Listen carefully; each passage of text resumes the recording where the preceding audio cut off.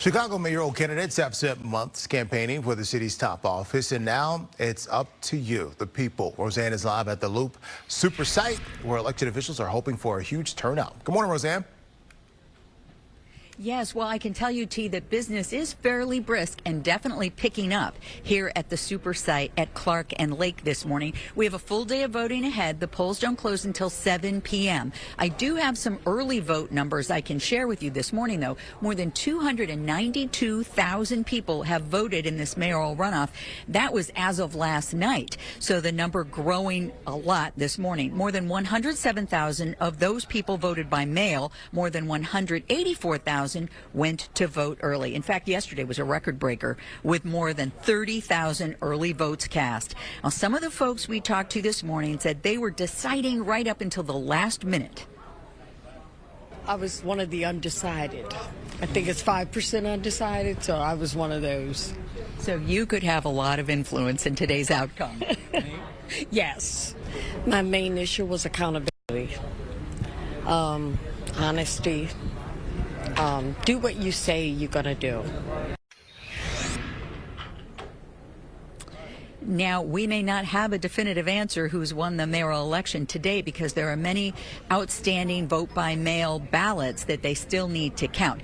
But I do need to tell you, unlike early voting, if you go to vote today, you do have to go to your specific polling location. You can find that at the Board of Elections website. And we're just waiting for the bell to ring again because that's what happens when somebody is voting for the first time and everybody shouts and gives them kudos for heading to the polls for the first time. We've had a few of those this morning, and as I said, business beginning to pick up here. Back to you in the studio. Thanks, Roseanne. Glad to hear that. If you are a Chicago resident, make sure you get out to vote today. This runoff is promising to be a tight race. So tight, we may not know who the winner is going to be until all the mail-in votes are counted. Joining us to talk about the runoff and the campaign is former campaign manager for mayoral candidate Sophia King and former Fox 32 News anchor Robin Robinson. Good morning to you, Robin. Good to see you. Good morning, Sylvia. Good to be seen. Well, I have to tell you, you were there in the pulse in the middle of everything as you were campaigning with Sophia King, pounding the pavement, talking with the voters. She didn't make it to the runoff, but that had to give you a pretty clear idea of what people were talking about, what they were looking for. So what do you think is going to make the biggest difference when it comes to issues in this race? Well, issues, I have to say, the woman that Roseanne just interviewed at the Board of Elections, she hit it on the head for me. And I think it's interesting that people are following it so closely. She knew what the undecided percentage was. She was one of those 5%. Accountability, honesty. I think what we've had in the last week or so are attacks on people's ethics, right, of the front runners. I don't think it was a good look for Brandon Johnson, those city fees, thousands of dollars. Which he said, well, I'm on a payment plan.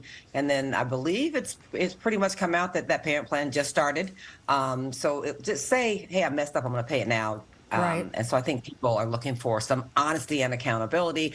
Paul Vallis being kind of raked over the coals for some past comments that he's made. No one seems to be able to say, so I've learned, I've grown, I've changed. Everybody seems to want you to pretend that you didn't hear that. Right. And now I'm saying something else. Yeah, forget about what was said. Yeah. Okay, so let's talk about something else. It's always a big role here in Chicago, and that is race. Race always plays a role in the races in Chicago.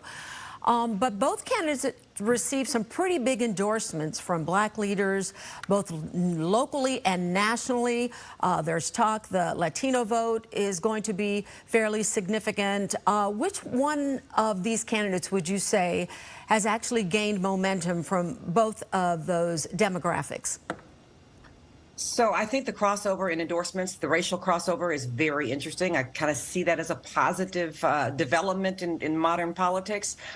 When you think about the fact that you had 9 candidates, it's interesting to me that there were 7 black candidates. One, of course, is in the runoff, and all but one of the others have endorsed the other guy, have endorsed the white guy. And these are people who've been on the campaign trail for Brandon Johnson. I think that is painful. Meanwhile, you have national leaders who, maybe didn't have the advantage of spending as much time with him, who've come in and supported him just because, like the other black candidates, they want to see a black mayor in Chicago. I mean, it does make a difference to people. But racial politics still exists, but I think those crossover endorsements are important. It's different who'd have this thought time. that Bobby Rushmore, Black Panther, would be going for Paul Vallis. Exactly, However, I do right, know and that that caused Paul Vallis even, to get emotional. One more quick question for you before we have to wrap up. So no matter who wins this race, what is the new mayor going to have to do differently than the previous administration? bring people together, talk to them before you make your decisions. Invite your opponents to the table because they might have a good idea. I think that has been the one thing that, I think Lord Light was an extremely smart, just fiercely, wickedly smart woman. But I think that's where the failure was. That's what the complaint has been, is that, she doesn't want to lead, she wants to rule, right? So I think bringing people together, especially after this, and I think they're going to have to move either one more toward the center. And I think maybe whoever can convince us that they're going to do that might come out the winner today.